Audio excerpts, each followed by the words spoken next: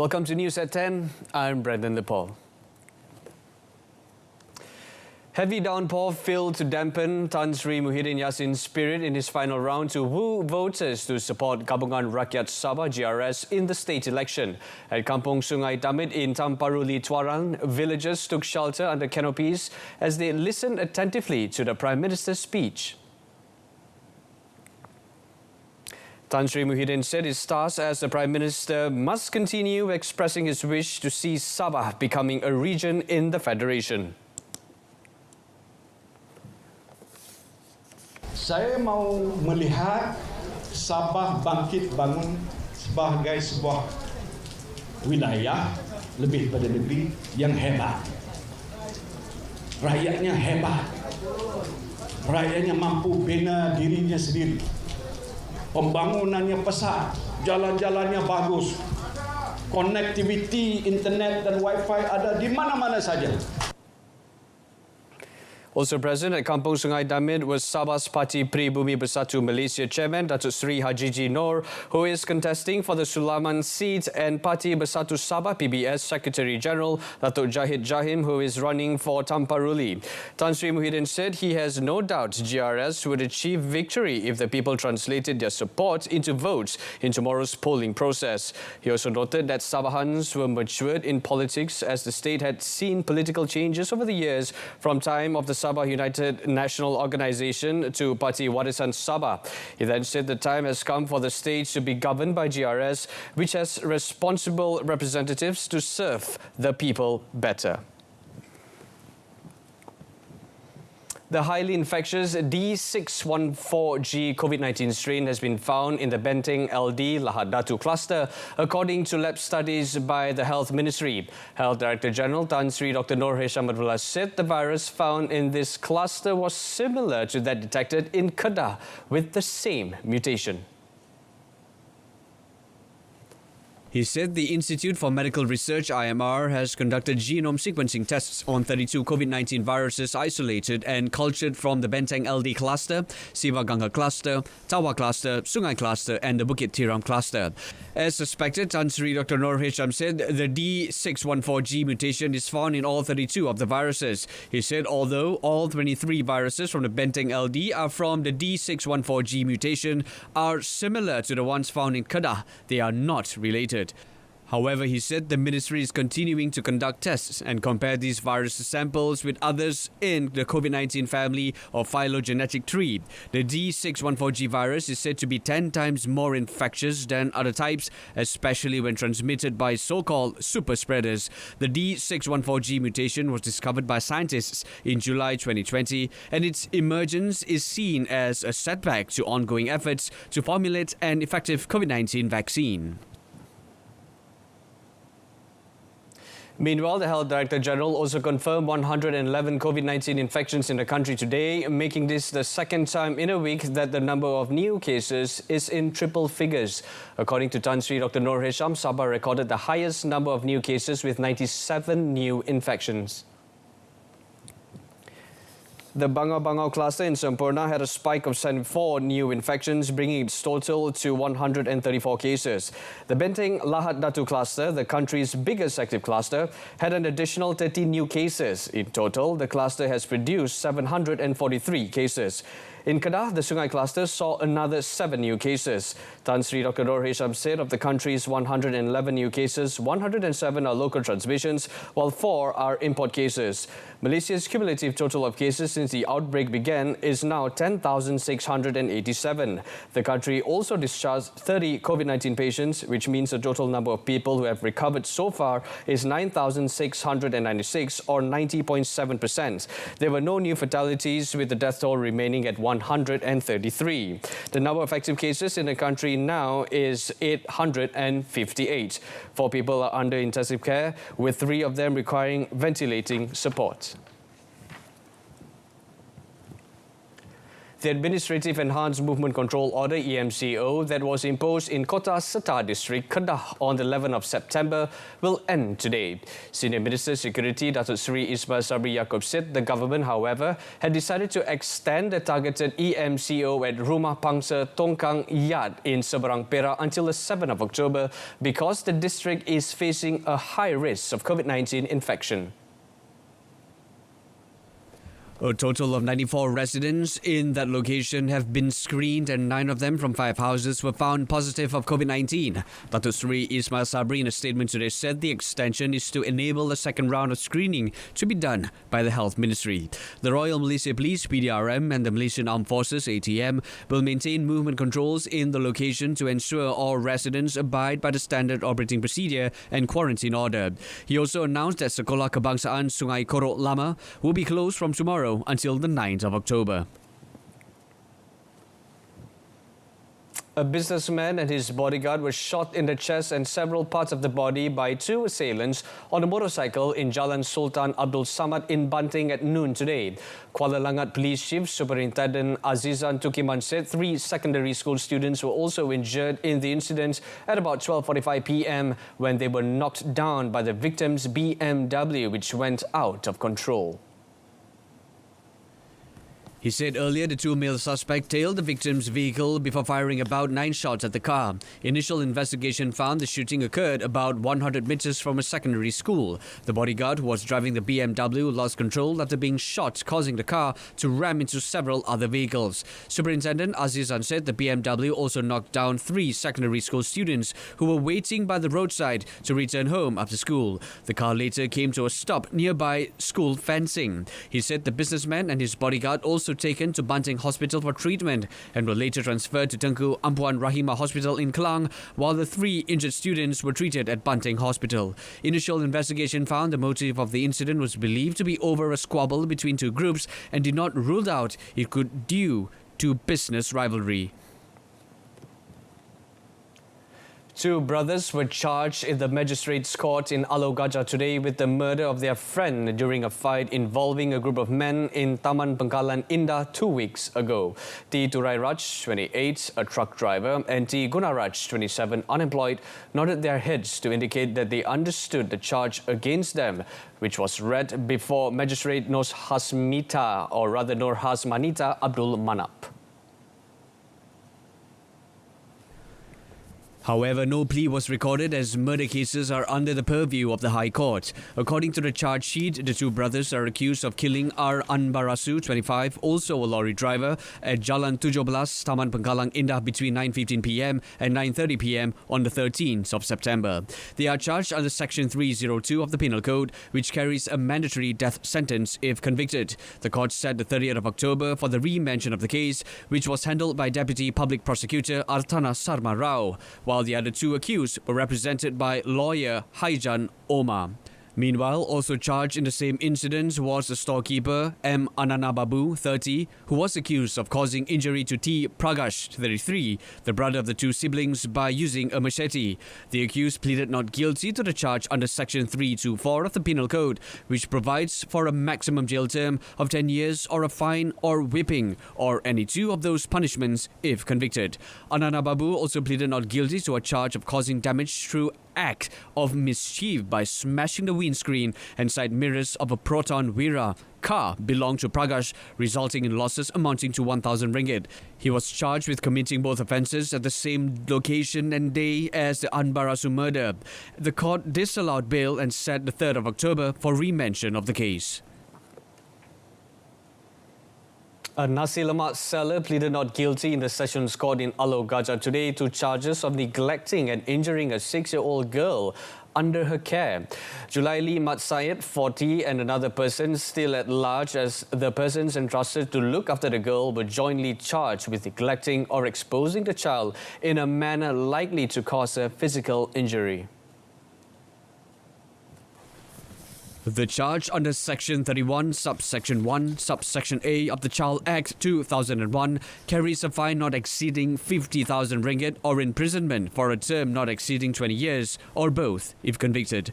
The mother of 5 and another person still at large were also charged with injuring the child using a stick, causing the girl to suffer broken left arm under Section 326 of the Penal Code, which carries a maximum jail term of 20 years and a fine or whipping upon conviction. The offences were allegedly committed at a house in Taman Seri Paya Rumput, Masjid Tanah between 8 a.m. and 12 p.m. from May until this month. Judge Ahmad Sazali Omar set bail at 10,000 ringgit with one surety and fixed the 26th of October for mention. Deputy Public Prosecutor Artana Sarma Rao appeared for the prosecution while the accused was unrepresented.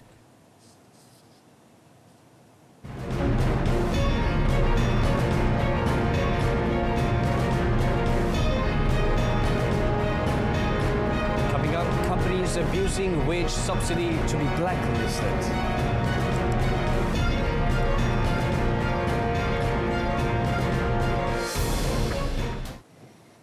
But first, the 10 billion ringgit Prihatin Supplementary Initiative Package, Kita Prihatin, is expected to have a positive impact on the nation's economic growth in the fourth quarter of 2020.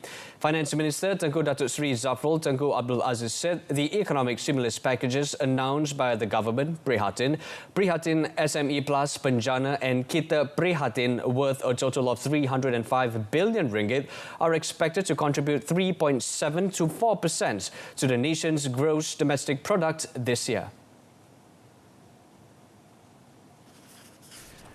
The move, he said, will also place the country in a better position for economic recovery by 2021. He said the 10 billion ringgit allocation is expected to result in a positive growth, which will be channeled directly to the people as well as businesses. In a statement today, Tengku Datuk Seri Zafrul said the government is also expecting a multiplier effect from the measures implemented under Kita Prihatin and the economic stimulus packages, which are currently in place.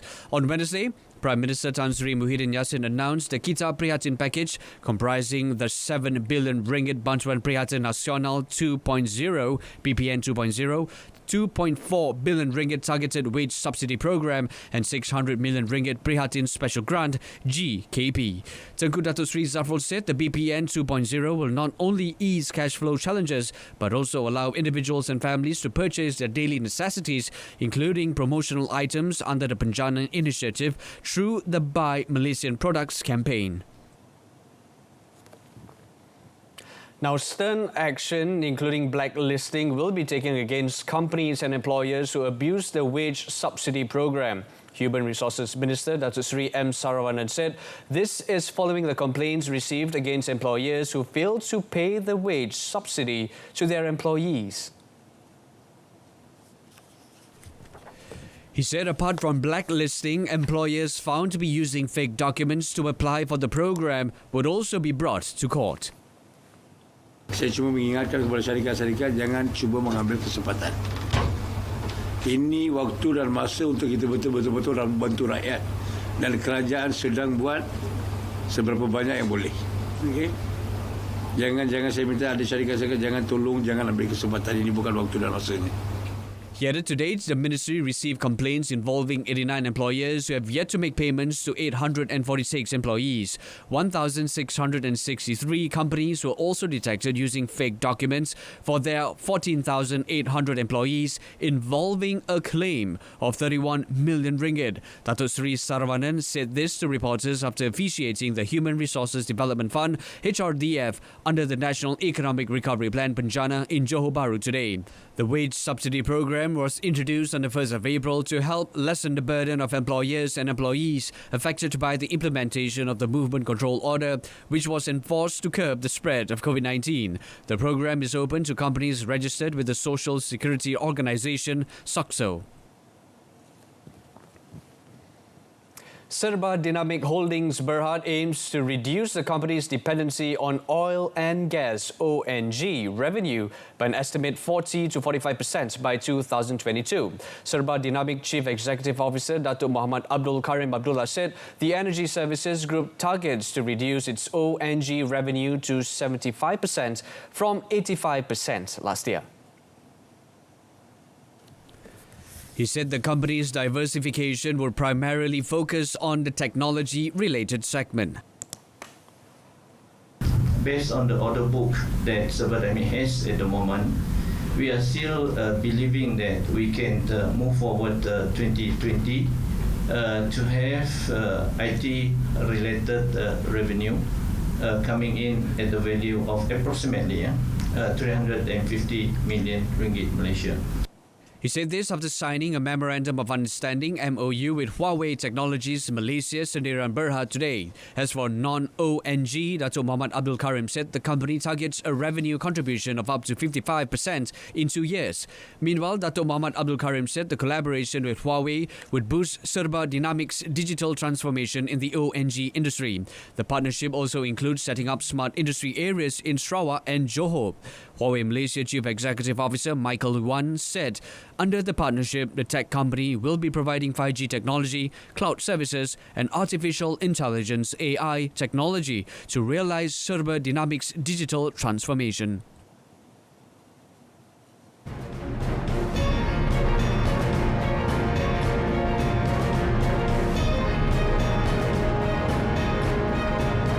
Segment Fatah Hamas agreed to hold first Palestinian election since 2006.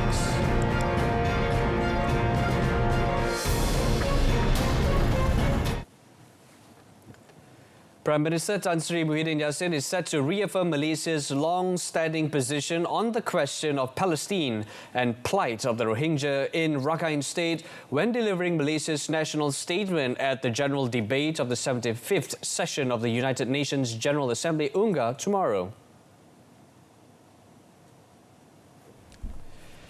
Addressing the general debate in New York via a pre-recorded video, the Premier is also expected to underscore the importance of collective action by member states as well as the United Nations in addressing global challenges. Wisma Putra in a statement today said Tan Sri Muhyiddin is also expected to raise the issue of reforming the UN. This year's general debate theme, The Future We Want, the United Nations We Need, reaffirming our collective commitment to multilateralism, confronting COVID-19 through effective multilateral action, focuses on the need to strengthen international cooperation amid the disruption caused by the COVID-19 pandemic. Wisma Putra added that the high-level week of the 75th session of the UNGA featured 3 mandated high-level meetings in which Malaysia would be represented at the ministerial level. Gaza rulers, Hamas and their rivals in the occupied West Bank, Fatah, have agreed to hold the first Palestinian elections in nearly 15 years.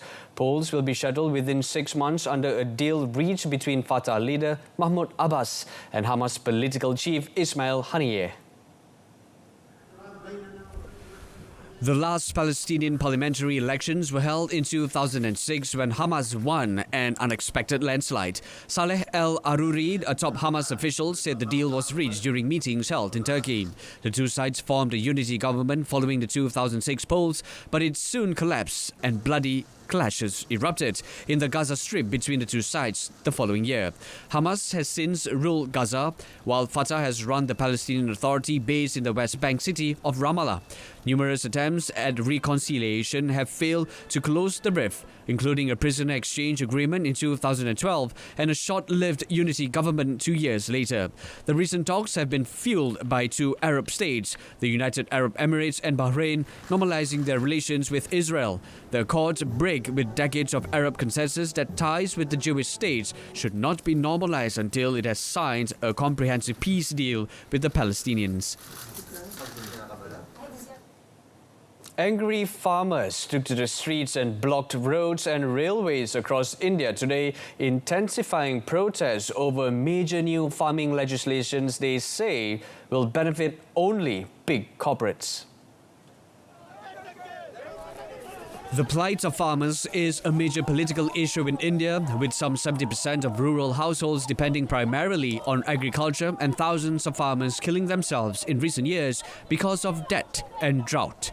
The legislation passed by Parliament in chaotic scenes on Sunday means that farmers no longer have to sell to state-controlled markets at fixed prices, freeing them to supply to any buyer they choose and getting rid of middlemen. Prime Minister Narendra Modi said the legislation would achieve a complete transformation of the agriculture sector and empower tens of millions of farmers while encouraging much-needed investment and modernization. But critics say the changes will leave farmers at the mercy of large corporations by taking away their bargaining power. On Friday, hundreds of farmers from the northern states of Punjab and Haryana, the biggest producers of wheat and rice, blocked highways and railway tracks, shouting anti-government slogans. Over 100 farmer unions were taking part, although coronavirus fears were keeping some people away.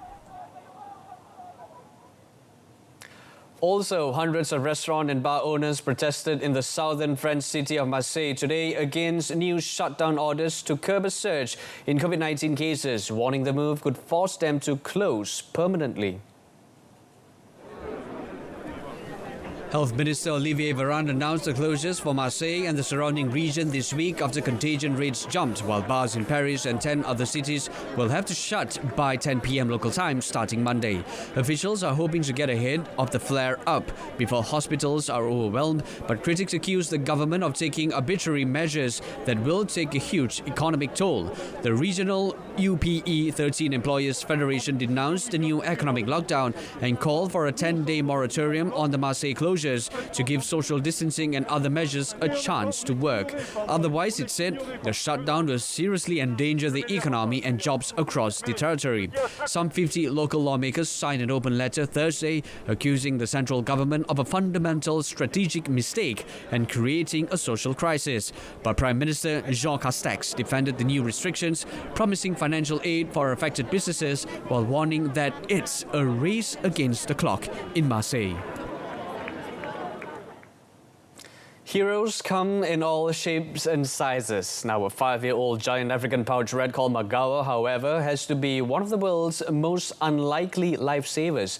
The rodent has won the animal equivalent of Britain's highest civilian honor for bravery because of his uncanny knack of sniffing out landmines and unexploded ordnance.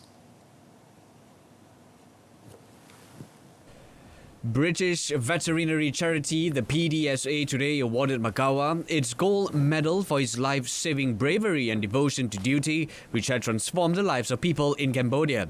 Magawa, who was trained by the Belgian charity Apopo, has sniffed out 39 landmines and 28 items of unexploded ordnance, making him the organization's most successful hero rat. Millions of landmines were laid in Cambodia between 1975 and 1998, causing tens of thousands of casualties. Magawa, based in the northern city of Siem Reap, is the first rat to receive a PDSA medal in the 77 years of the awards, joining an illustrious band of brave canines and felines, and even a pigeon. The PDSA gold medal is the animal equivalent of Britain's George Cross. Apopo trained Magawa in his native Tanzania to detect the chemical compound within explosives by rewarding him with tasty treats, his favorite being bananas and peanuts. The rats alerted the miners by scratching the earth. He can scurry across an area the size of a tennis court in just 30 minutes, something that would take 4 days using a conventional metal detector.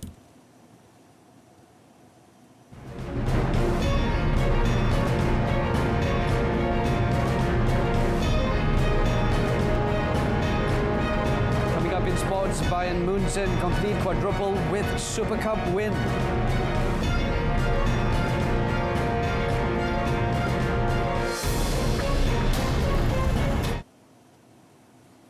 But first, Marseille made a historic move into the music industry on Thursday after the announcement that the French Ligue 1 club had launched a rap record label alongside music industry titan BMG.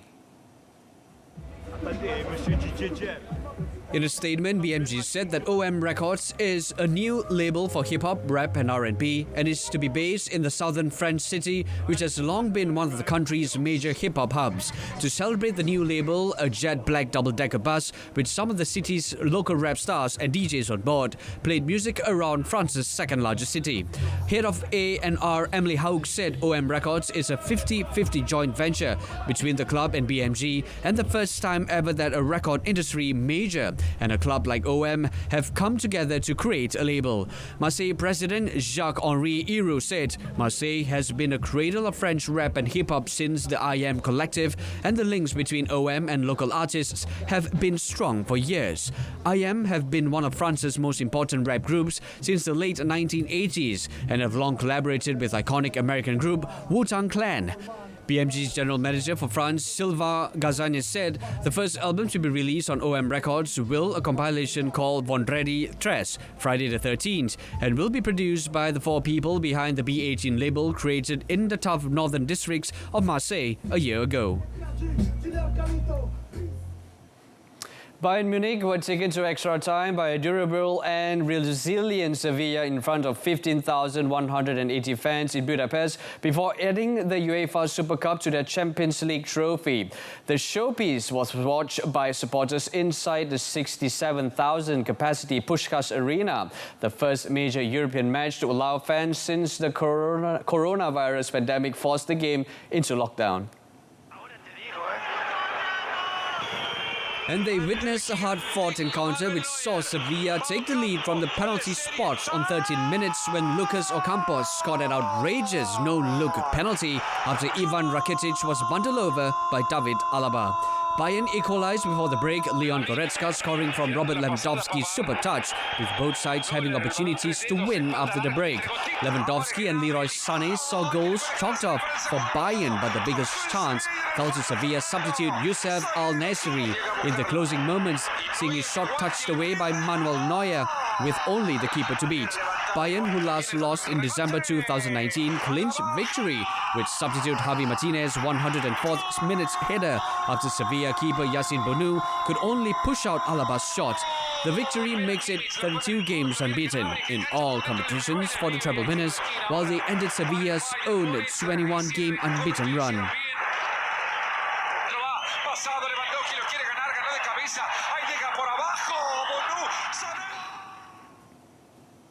In the Europa League, Tottenham Hotspur manager Jose Mourinho has revealed that Tottenham asked for Scandia's goals to be replaced because they were 5 cm too small. Spurs booked a Europa League playoff clash against Maccabi Haifa next week by beating Scandia 3-1 in the third qualifying round in Macedonia. In the playoff round against Eric Lamela opened the scoring for Mourinho's side with just 5 minutes on the clock, but the hosts fought their way back into the game and were eventually rewarded when Valme Nafiu hit an equalizer shortly before the hour mark. However, Tottenham regained the lead through a Son Heung-min strike in the 70th minute before substitute Harry Kane rounded off a 3-1 victory for the North London outfit. Mourinho saw his side move to within one more game of the Europa League group stages by building on a morale-boosting 5-2 win at Southampton last weekend, but only after being forced to ask Scandia to provide goals with the correct dimensions. The Portuguese says the issue was brought to his attention by one of his first-team goalkeepers before kickoff. and says a big. That concludes this evening's news at 10 and our top story, highly infectious COVID-19 strain found in 5 clusters. Join us again at 12:30 tomorrow afternoon. Till then, I'm Brendan Lepol. Stay tuned to Saluran Berita RTM and have a pleasant evening.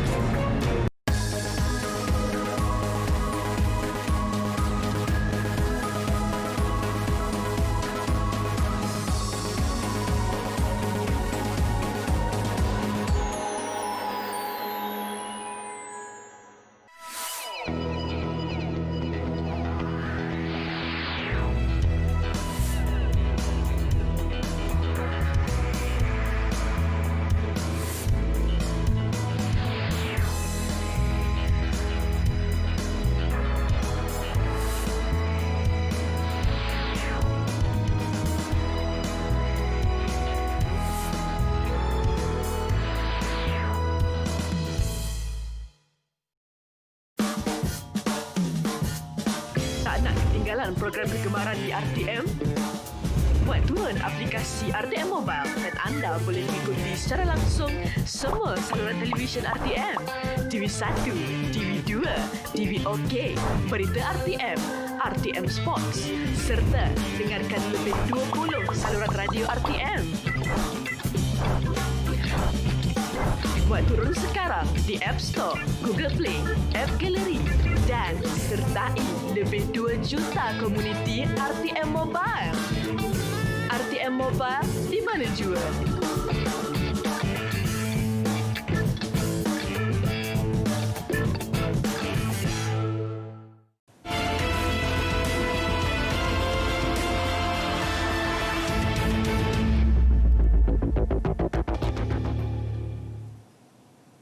Hentikan spekulasi, hapuskan berita yang tidak pasti. Tak pasti, jangan kongsi. Assalamualaikum dan salam sejahtera. Anda bersama saya Nadine Nordin dalam Pastikan Sahih edisi Jumaat 25 September 2020. Ayuh sama-sama kita dapatkan berita yang benar, tepat dan sahih dengan mengikuti Facebook dan IG rasmi berita_RTM. Manakala Twitter dan juga YouTube dengan carian berita RTM. Kita mulakan dengan perkembangan terkini mengenai COVID-19 di Malaysia. Untuk makluman anda, kes baharu 111 kes aktif 858, manakala kes sembuh 9,696, keseluruhan kes 10,687, manakala kematian masih lagi kekal sebanyak 133, tiada kes kematian baharu dilaporkan. Ayuh sama-sama kita mengekalkan SOP yang telah ditetapkan dan mengamalkan norma baharu dalam kehidupan kita seharian. Pemakluman berita palsu 25 September pada pukul 9 pagi oleh pasukan respon pantas KKMM. Bahagian Hal Ehwal Awam J7 Markas Angkatan Tentera ATM menafikan dakwaan yang tular di media sosial bahawa terdapat jangkitan COVID-19 dalam kalangan warga ATM setelah mencelup jari dalam dakwat sewaktu proses mengundi awal sempena pilihan raya negeri Sabah pada 22 September 2020. Dan ATM menekaskan bahawa dakwaan tersebut adalah tidak benar dan boleh menimbulkan kekeliruan dan kebimbangan masyarakat. Hentikan penyebaran berita palsu ini. Warga asing perlu bayar cas penuh kuarantin wajib. Berkuat kuasa pada semalam 24 September 2020, semua individu bukan warga negara yang memasuki Malaysia melalui semua pintu masuk antarabangsa perlu membayar cas penuh kuarantin pada kadar RM4,700. Ia merangkumi RM2,600 untuk cas tetap pengoperasian dan RM2,100 untuk kos penginapan. Manakala bagi warga negara pula hanya perlu membayar kos penginapan sebanyak RM2,100 dan selebihnya ditanggung subsidi kerajaan. Kenyataan media LHDN, Lembaga Hasil Dalam Negeri ingin memaklumkan bahawa soalan lazim mengenai bantuan prihatin nasional BPN 2.0 dan gerakan khas prihatin GKP 2.0 telah dimuat naik di portal rasmi LHDNM dan boleh dicapai di pautan seperti